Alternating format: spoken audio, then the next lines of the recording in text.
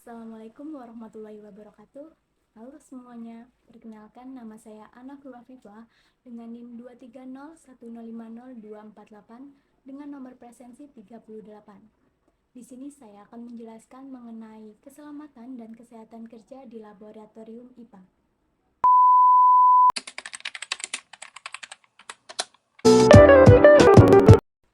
Selanjutnya kita akan mempelajari tentang pengertian dari keselamatan dan kesehatan kerja di laboratorium. Nah, apa sih pengertian dari keselamatan dan kesehatan kerja di laboratorium itu? Pengertian keselamatan dan kesehatan kerja ini adalah segala upaya yang dilakukan untuk menjamin keselamatan dan kesehatan agar terhindar dari risiko-risiko berbahaya bagi para pekerja di dalam laboratorium. Berbagai macam risiko ini dapat timbul dari bahaya-bahaya yang tersebar di dalam laboratorium. Juga patutnya harus mengetahui tujuan dari penerapan 3K tersebut. Di sini saya mengambil dua tujuan. Yang pertama adalah untuk mengurangi atau mencegah risiko-risiko kecelakaan kerja yang terjadi pada praktikan ketika melakukan suatu praktikum di dalam laboratorium. Dan tujuan yang kedua adalah untuk mencegah terjadinya kerusakan pada alat.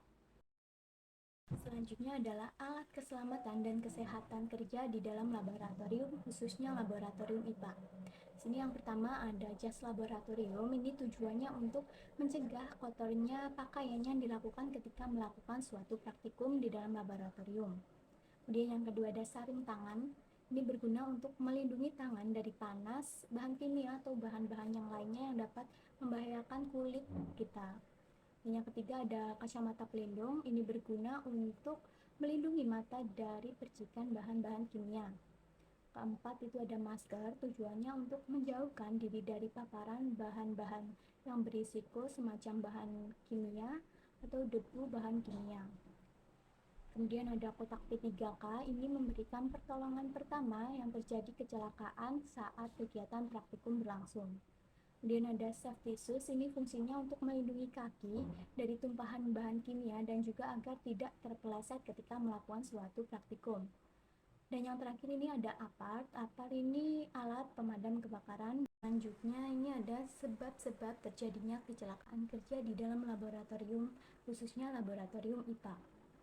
Terjadinya kecelakaan dapat disebabkan oleh banyak hal.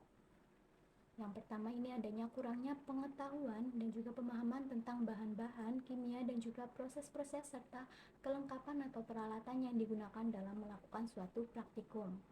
Kemudian kedua ada kurang jelasnya petunjuk kegiatan laboratorium dan juga kurangnya pengawasan yang dilakukan selama melakukan praktikum di dalam laboratorium. Yang ketiga ada kurangnya bimbingan terhadap mahasiswa yang sedang melakukan kegiatan laboratorium.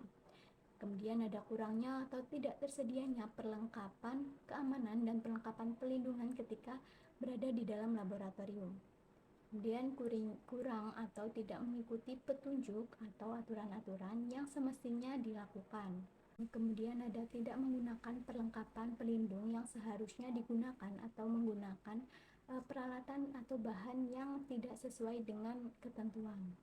Dan yang terakhir ini tidak bersikap hati-hati. Berikut ini prosedur yang harus ditaati sebelum bekerja di dalam laboratorium. Gunakan jas kerja laboratorium selama bekerja di dalam laboratorium. Sepatu yang menutup seluruh bagian kaki. Gunakan masker dan sarung tangan. Buka bahan kimia yang mudah menguap di dalam lemari asam. Sebelum menggunakan bahan kimia, bacalah informasi yang tertera pada kemasan untuk mengidentifikasi jenis bahan kimia yang digunakan. Semua bahan kimia yang digunakan di laboratorium dianggap berbahaya. Jangan menggunakan HP di laboratorium atau saat bekerja di laboratorium agar fokus dengan pekerjaan yang sedang dilakukan dan mengurangi risiko kecelakaan kerja. Jangan membuang limbah ke wastafel karena dapat merusak lingkungan.